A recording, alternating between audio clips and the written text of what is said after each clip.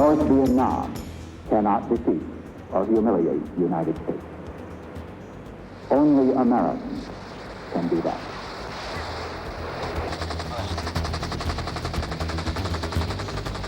Hello and welcome to Revisited. 3 million killed in a conflict that lasted 30 years, Vietnam. The first Indochina War, fought between the French and those who wanted independence, then became the full Vietnam War, led by the US to try to put a stop to the red menace of communism in Asia. But the American people became tired of the fighting, in which over 2.5 million of its young people had become embroiled. By the end, 58,000 of them killed. Napalm bombings and ferocious US attacks didn't stop the conflict from becoming totally bogged down in the jungle and the Vietnamese rice fields. Amid the quagmire, Washington suffered its first ever military defeat, the Paris Peace Accords in 1973 finally leading to the US pulling out. Forward wind now to Wednesday, April the 30th, 1975. Saigon, the capital of South Vietnam, always supported by the US, was surrounded by troops from the north. The city fell into an indescribable panic, punctuated by the endless stream of helicopters. They evacuated the staff out of the US embassy, then tried to take out as many civilians as they could, who were terrified by the arrival of communist soldiers. At 11:30 exactly, tanks rolled into the gardens of the presidential palace.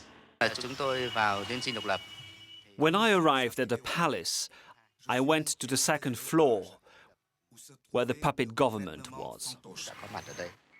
Saigon did not only lose its status as a capital in favour of Hanoi, but also its identity. It was immediately renamed Ho Chi Minh City in honour of the founder of the Democratic Republic of Vietnam. The former capital of French Indochina, once nicknamed the Paris of the Far East, has lost much of its charm, but it became the main industrial centre of the emerging economy. As Cyril Pine has discovered for France 24, it is a hyperactive city of 7 million people, many of whom continue to affectionately call their home Saigon. This is Tran Van T and his young wife, Hai. Both are still in their 30s. They left their rural homes a few years ago to settle in Saigon and are part of this growing group in Vietnam of vibrant young urbanites. Tại vì em đứng ở ngoài mà. Chừng nào chứ lên? Hả? Chừng nào chứ lên đây? But my wife, she cannot make the food. I teach her a lot of time, but... Is it the new Vietnamese style? Maybe in the future. The men have to do anything, not like before.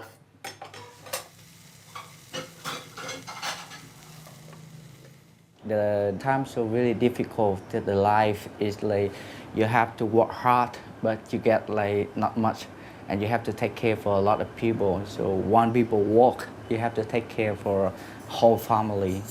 Work hard, but money not much, and you don't have time for the family too.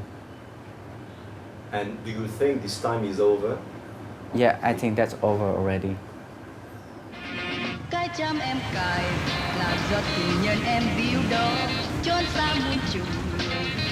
It's time for school for the newlywed Hai. But there's only really one kind of school that young people here are interested in, one that teaches English.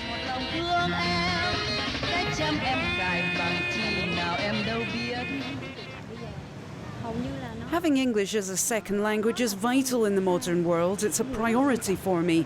It's thanks to speaking English that I can engage with society and find work.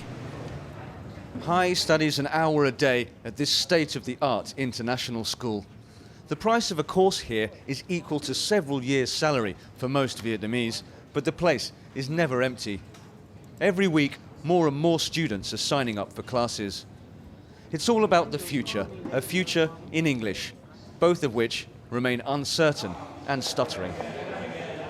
Today I study lesson 10 for 2. But Vietnamese is not enough? Not enough to open my knowledge. Yeah.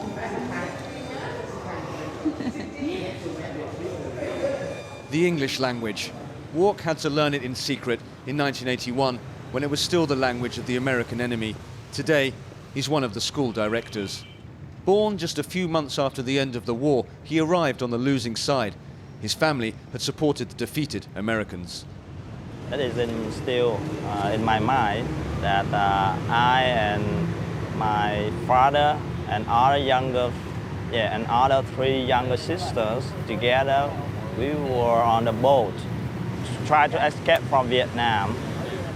And at that time, we failed. So that's why I am here. Boat people. The Nguyen family have been boat people 10 times. 10 attempts to flee by sea in nearly a decade, and 10 failures. Each time they were arrested and the father sent to prison. Each time he was released, they tried again. For a pro-American soldier, the fall of Saigon was like the end of the world. Dad, do you remember what you did on April 30th, 1975? Of course I remember. The communists came and I told myself, that's it. The Americans have let us down. It was chaos. Nothing was organized for us. The Americans had nothing planned for us. We wanted to fly out in a helicopter, but they left the country without us. So what did you do then? We just ran to the port. I told myself, let's get in a boat, let's escape by sea. It was total anarchy. There were thousands of us, all with the same idea. There were no boats, you know the rest. The grandparents and great-grandparents of the Nguyen family had to leave North Vietnam in 1954 after siding with the French. Like hundreds of thousands of Vietnamese, they migrated to Saigon and another military defeat 20 years later. Despite the hardships and losses, the Nguyen family is now symbolic in many ways of the modern, united Vietnam. Walk's wife is the daughter of a Viet Cong hero of the War of National Liberation. Their marriage has joined the legacies of the communist North with the pro-Western South. Yesterday's enemies are today's fathers-in-law. We are in the middle-class district of Binh Tan in Saigon. Like many of the northern cadres, Walk's stepfather was sent by the party to the conquered city of Saigon to work for the reunification of Vietnam.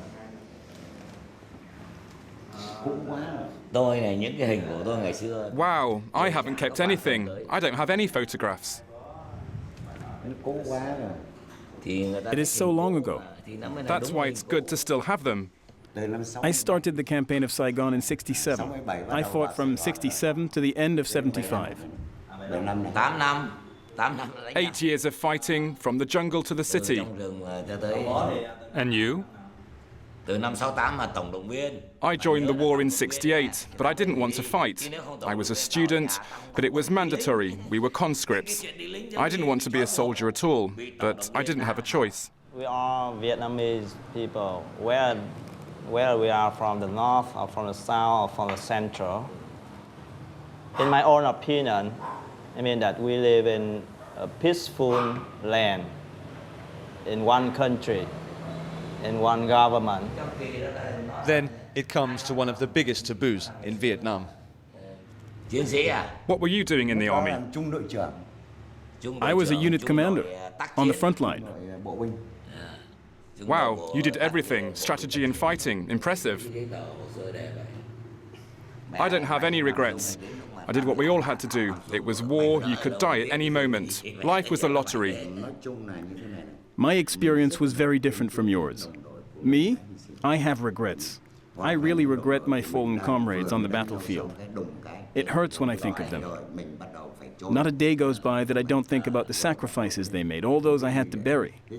Families I had to go to one by one after the independence, to tell them of their husbands' or sons' deaths. It's hard, you know. The difference between us is that me, I fought for freedom. I chose my destiny. As comrades, we shared a common purpose. All my fallen comrades are heroes. They will be in my heart forever.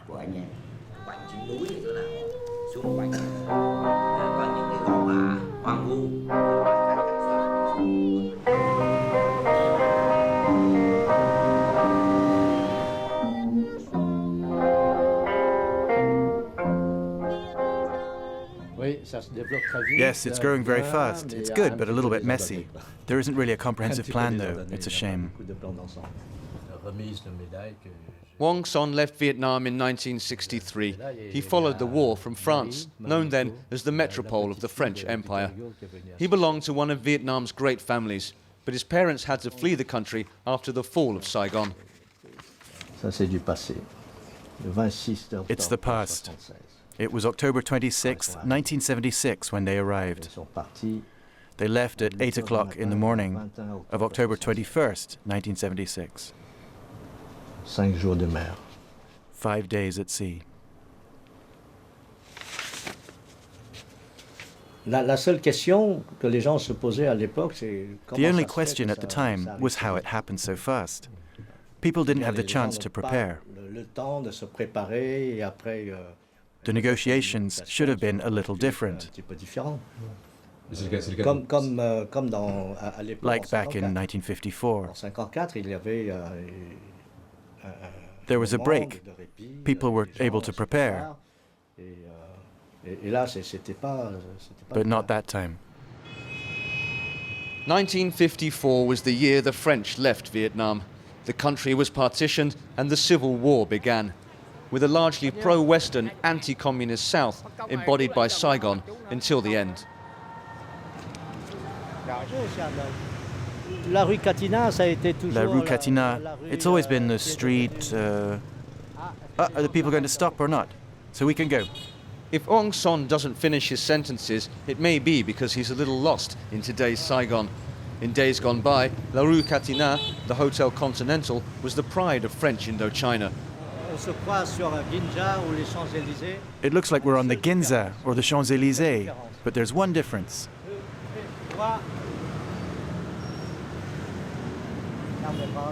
So what are you selling? I'm selling drinks, but I don't have permission.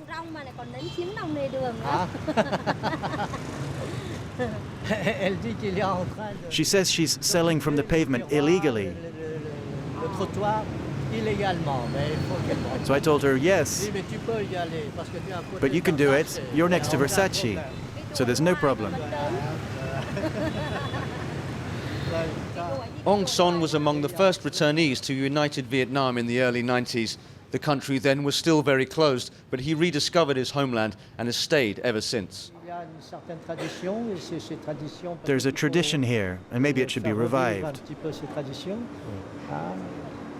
La Rue Catinat was renamed Dong Khoi Street. But this street is now regaining some of its former glory. For years, we wanted to try and erase this memory of the capitalism of La Rue Catinat. But you can't force a leopard to change its spots. Indeed, Saigon, the former pearl of the Far East, is rejuvenating. The population has doubled since the end of the war. 70% of Vietnamese are under 35 years old, just like Tran Van Thi. None have had to suffer through the country's long war years. Saigon's youth have their lives ahead of them. They have turned a page. As for the book on Vietnam's contemporary history, they have no time for it. No care to think about it, no care to talk about it.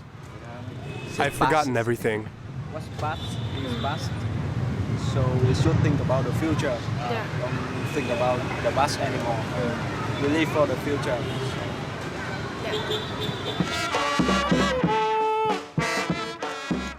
The war of liberation has been followed here by the death of an ideology.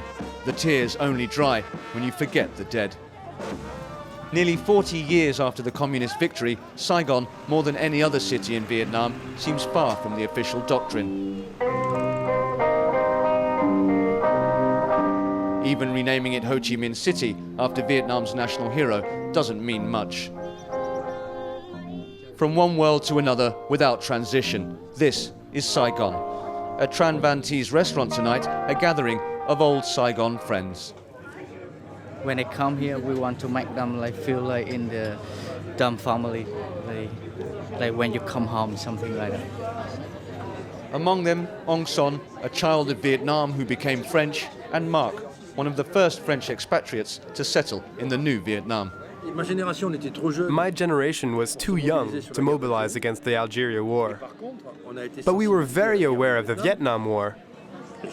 I think one of the first political demonstrations I went to was a rally against the Vietnam War. Every family was affected by the Vietnam War. Really, everyone. You think it wasn't painful for the Northerners who experienced the war? Was it not painful for the people of the South too? And for those who fled, was it not also painful for them? And for those who were unable to leave, it was painful too. The history of Vietnam is painful. Each of us has a part of pain in him or herself, but I hope that over time, that pain will slowly be erased. The only thing is that we should not share this pain with the youth. Young people must be given the joy of life, the desire to build, and most importantly, the desire to learn and integrate in the world. Indeed, the Civil War has devastated Vietnam for nearly 2 decades. But the heart of Saigon never really stopped beating, and the city has already begun a new life. The people of Saigon rediscovering their identity. Well, that's this week's Revisited. Thanks for watching. Stay tuned, of course, for more editions coming up.